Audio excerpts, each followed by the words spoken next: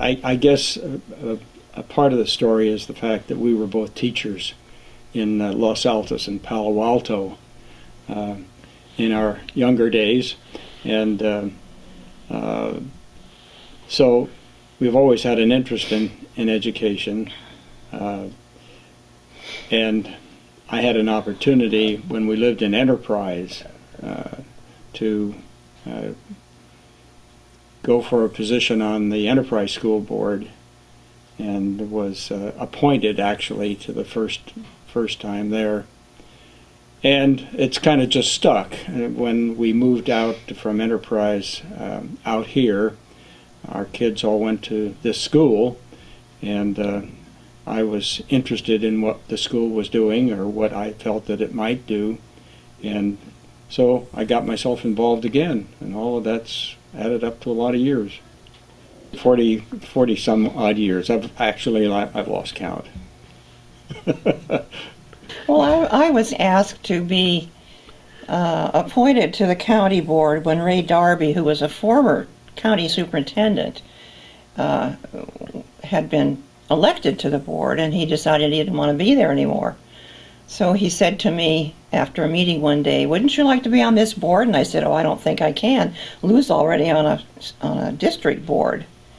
And so I asked the then superintendent, Dean Dennett, and he said, "Nothing wrong with that. Do different things." So I was appointed, and I've been there ever since. And it's been an interesting time because there have been, certainly every 4 years there's a new election, and sometimes you're opposed and sometimes you're not. And so it's just interesting to keep going and following whatever's there. And I think when you go on a school board, it's quite fascinating to me that you plunge right into where they are. You don't have any preparation on really knowing what you're going to be doing. You have to sit there and listen quite a bit until you find out what's going on, what went on, where they're going. And then it becomes a real ongoing fun thing to do. I mean, I thought it was fun. I still do. Oh, it's had ups and downs. I think right now it's on a very upscale, thank goodness, depending on what legislators do and don't do and where the money is and isn't. And certainly there are lots of good ideas out there that get recycled, and I think that's kind of where we are now. I'm glad. The interesting thing, I think, from a board member's perspective, is that the general populace doesn't understand what school boards do, and they assume that we have a great deal more authority than we actually do. We don't.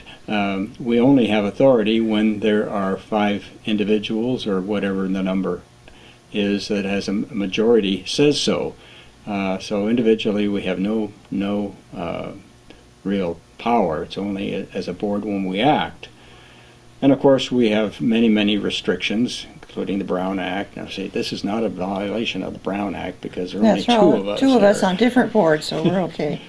But the education is so very important in our society, and most people think they're experts at it because everybody's been there, or most people have been there. They've had an education of some sort, whether it's good or bad, and it needs to be very good, particularly these days. We need the best possible education that we can afford kids at school at every level.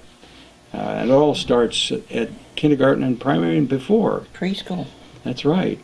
And so I've always maintained a strong interest in just exactly what's happening in school, not the fact that it's just a school, but what's happening in that school, how successful we are, and what we're doing to constantly work to improve what we're doing. That's the important thing. I think one of the great advantages of the public school system is that our schools, and we have many small districts still in our county, and I'm very proud of them because they act as community centers. And the people who live in those communities gravitate to their school for a lot of things. Well, in Reading, Reading is a big city compared to this little area called Shasta, but even as it is, this is a center of our community. The school out at Shasta is the center of the community and always has been. But its centrality is more important than ever. And so what's happened over a period of time, because of declining enrollment and things that all school districts have experienced, we've kind of ventured out to see how we can better ourselves and better the program.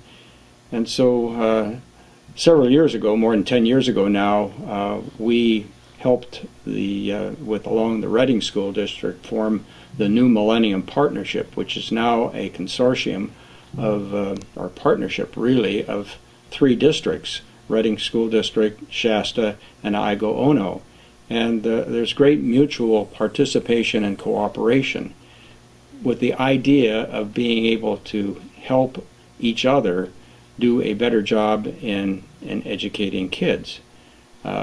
Small school districts that have small staffs don't have much opportunity to learn how to improve their techniques and skills. We are able to benefit now because we participate with the Reading teachers and the Igo-Ono teachers in learning what we can do in the classroom that will make it better for kids. So as a consequence, we have a general improvement, even for a rural school like Old Shasta, the oldest school district in the state of California.